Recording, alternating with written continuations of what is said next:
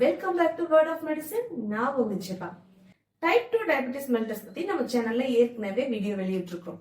இன்னைக்கு type 1 diabetic mellitus பத்தியும் type 2 diabetic மெல்டஸ்ல இருந்து இது எப்படி வேறுபடுதுங்கிறத பத்தியும் பார்க்கலாம். Type 1 diabetic mellitus insulin dependent diabetic mellitus அப்படின்னு சொல்லப்படுகிற இந்த நிலை ஒரு நாள்பட்ட நிலை. நம்மளுடைய உடல்ல கணையும் இன்சுலின்ங்கிற ஹார்மோனஸ் இருக்குது.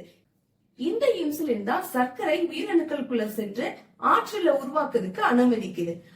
தன்னுடல் தாக்கம்னு சொல்லப்படுகிற ஆட்டோ இம்யூன் ரியாக்ஷனால கணையும் இன்சுலினை சுரக்காமலோ இல்ல ரொம்ப கம்மியான அளவுக்கு சுரப்பதாலோ ரத்தத்துல சர்க்கரையின் அளவு அதிகமாகுது. இந்த நிலையை தான் நம்ம டைப் 1 டயபெட்டிக்னு சொல்றோம். பெரும்பாலும் குழந்தை பருவத்தினர் மற்றும் இளம் பருவத்தினருக்கு இது காணப்பட்டாலும் பெரியவங்களுக்கும் இது உருவாகிறதுக்கு வாய்ப்பு இருக்கு. பல ஆய்வுகளுக்கு பின்பும் கூட இந்த டைப் 1 டயபெட்டிக்கு முழுமையான சிகிச்சைங்கிறது கிடையாது.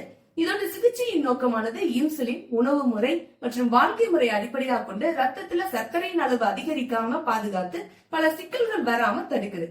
இப்ப டைப் 2 டயபெட்டிக்ல பார்த்தோம்னா முக்கியமா தசை, கொழுப்பு மற்றும் கல்லீரல்ல இருக்கிற செல்கள் இன்சுலினை எதிர்க்குது.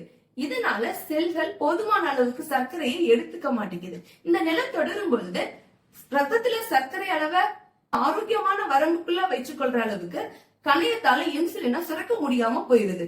இதுதான் நம்ம டைப் 2 டயபெட்டிக்னு சொல்றோம். டைப் 1 மற்றும் டைப் 2 டயபெட்டிக்கோட அறிகுறிகள்னு பார்த்தோம்னா ரெண்டுமே ஒரே மாதிரி தான் இருக்குது. அதிகமான பசி, அதிகமான தாகம், அதிகமான சிறுநீர் கழித்தல், அதிகமான சோர்வு, உடல் எடை இழத்தல், கை கால் மறுத்து போதல், ஜெனிட்டல் ஏரியால இச்சிங் இருக்கிறது, இந்த மாதிரியான அறிகுறிகள் தான் இருக்கு. ஆனா இதுல என்னன்னா டைப் 1 டயபெட்டிக்ல இங்க டைப் 1 டயபெட்டிக் ஆரம்பிக்கும் போதே இந்த அறிகுறிகள் நமக்கு தென்பட்டுருது. ஆனா டைப் 2 டயபெட்டிக்ல இந்த அறிகுறிகள் தெரியறதுக்கு கொஞ்சம் கால தாமதமாகுது. இந்த கால தாமதம் நம்ம டயபெட்டிக்க கண்டுபிடிக்கிறதுக்கு லேட் ஆகிறதுக்கு வழிவகுக்குது. இப்ப டைப் 1 டயபெட்டிக்கும் டைப் 2 டயபெட்டிக்கும் என்ன வித்தியாசம்னு உங்களுக்கு புரிஞ்சிருக்கும் நம்புறேன். இப்ப டைப் 1 டயபெட்டிக்ல இருக்கிறவங்க இன்சுலினை உற்பத்தி செய்ய மாட்டாங்க அல்லது ரொம்ப குறைவான அளவுக்கு உற்பத்தி செய்வாங்க. அதாவது ரொம்ப முக்கியமா இருக்க வேண்டிய ஒரு பொருள் அவங்க கையில இல்லாம இருக்குது.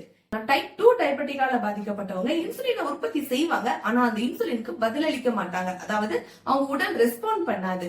அதாவது ஒரு முக்கியமான பொருள் அவங்க கையில இருக்குது, ஆனா அது பழுதடைந்த நிலையில இருக்குது அப்படின்னு நம்ம நினைச்சுக்கலாம். நீங்க டைப் 1 டயபெட்டிக்கால பாதிக்கப்பட்டவரா இருந்தாலும் சரி, நீங்க டைப் 2 டயபெட்டிக்கால பாதிக்கப்பட்டிருந்தவரா இருந்தாலும் சரி, உங்களுடைய சுகர் லெவல், அதாவது பிளட் சுகர் லெவல கண்ட்ரோல்ல வச்சுக்க வேண்டியது ரொம்ப முக்கியம். இதனால உங்க மருத்துவர்கிட்ட போய் தொடர்ந்து மருத்துவ பரிசோதனை செய்து உங்களுடைய ரத்த சர்க்கரை அளவை கட்டுப்பாட்டுக்குள்ள வச்சுக்கிறது ரொம்பவே முக்கியமான ஒண்ணு. இத மாதிரியான நிறைய மருத்துவ குறிப்புகளை தெரிந்து கொள்வதற்கு நம்ம சேனலை சப்ஸ்கிரைப் பண்ணுங்க. தொடர்ந்து நம்முடைய பதிவுகளை பாருங்க.